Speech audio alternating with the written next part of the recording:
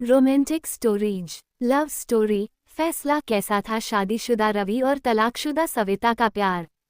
कमल शर्मा, मार्च 17, 2025। Love story. मैं अपने सहयोगियों के साथ ऑफिस की कैंटीन में बैठा था कि अचानक सविता दरवाजे पर नजर आई। खूबसूरती के साथ साथ उसमें गजब की सेक्स अपील भी है। जिसकी भी नजर उस पर पड़ी, उसकी जबान को झटके से ताला लग गया। रवि, लंच के बाद मुझसे मिल लेना, यह मुझसे दूर से ही कहकर वह अपने रूम की तरफ चली गई। मेरे सहयोगियों को मुझे छेड़ने का मसाला मिल गया। तेरी तो लॉटरी निकल आई है रवि, भाभी तो मायके में हैं। उन्हें क्या पता कि पतिदेव किस खूबसूरत बला के चक्कर में फंसने जा रहे हैं। ऐश कर ले सविता के साथ। हम अंजू भाभी को कुछ नहीं बताएंगे। उन सब के ऐसे हंसी मजाक का निशाना मैं देर तक बना रहा। हमारे ऑफिस में तलाकशुदा सविता की रेपुटेशन बड़ी अजीब सी है। कुछ लोग उसे जबरदस्त फ्लर्ट स्त्री मानते हैं और उनकी इस बात में मैंने उसका नाम 5-6 ऐसे पुरुषों से जुड़ते देखा है जिन्हें सीमित समय के लिए ही उसके प्रेमियों की श्रेणी में रखा जा सकता है। उनमें से 2 उसके आज भी अच्छे दोस्त हैं। बाकियों से अब उसकी साधारण दुआ सलाम ही है। प्रश्न ही पैदा नहीं होता था। मैं अपनी भावनाओं को नियंत्रण में करके ड्राइंग रूम में आ बैठा और सविता बेहिचक मेरी बगल में बैठ गई।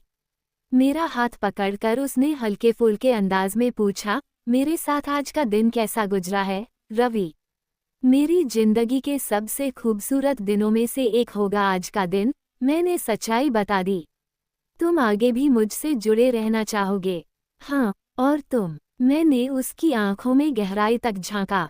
मैं भी, उसने नजरें हटाए बिना जवाब दिया। लेकिन अंजू के विषय में सोचे बिना हम अपने संबंधों को मजबूत आधार नहीं दे सकते।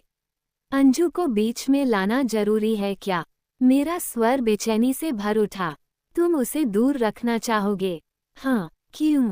वो तुम्हें मेरी प्रेमिका के रूप में स्वीकार नहीं करेगी और तुम मुझे अपनी प्रेमिका बनाना चाहते हो। क्या तुम ऐसा नहीं चाहती हो? मेरी चिढ़ बढ़ रही थी। कुछ देर खामोश रहने के बाद उसने गंभीर लहजे में बोलना शुरू किया, रवि, लोग मुझे फ्लर्ट मानते हैं और तुम्हें भी जरूर लगा होगा कि मैं तुम्हें अपने नजदीक आने का खुला निमंत्रण दे रही हूँ। इस बात में सच्चाई है क्योंकि मैं चाहती थी कि तुम मेरा आकर्षण गहराई से महसूस करो। ऐसा करने के पीछे मेरी क्या मंशा है, मैं तुम्हें बताऊंगी।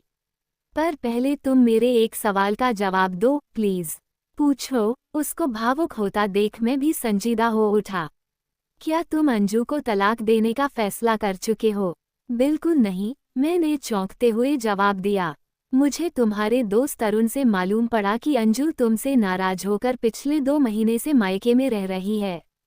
तुम उसे वापस क्यों नहीं ला रहे हो? हमारे बीच गंभीर मनमुटाव चल रहा है।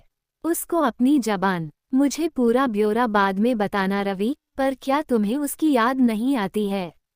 सविता ने मुझे कोमल लहजे में टोककर सवाल पूछा।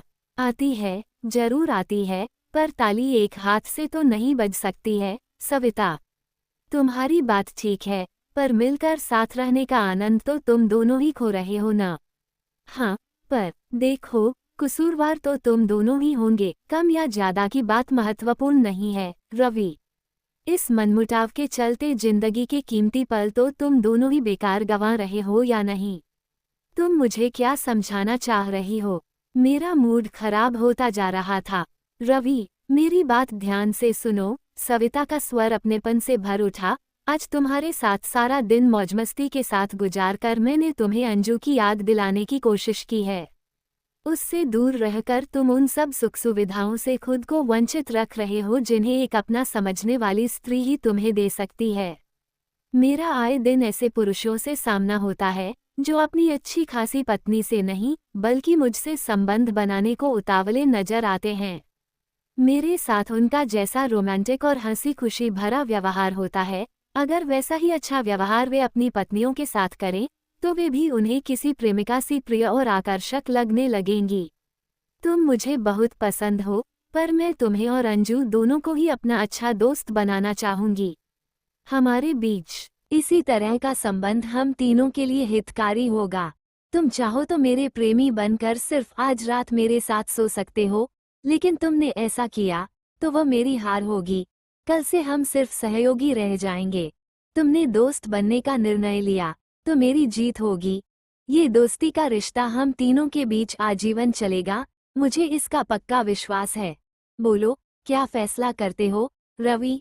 अंजू, और अपने लिए मेरी आजीवन दोस्ती चाहोगे या सिर्फ एक रात के लिए मेरी देह का सुख? मुझे फैसला करने में जरा भी वक्त नहीं लगा। सविता के समझाने ने मेरी आंखें खोल दी थीं। मुझे अंजू एकदम से बहुत याद आई और मन उससे मिलने को तड़प उठा। मैं अभी अंजू से मिलने और उसे वापस लाने को जा रहा हूँ, मेरी अच्छी दोस्त। मेरा फैसला सुनकर सविता का चेहरा फूल सा खिल उठा और मैं मुस्कुराता हुआ विदा लेने को उठ खड़ा हुआ।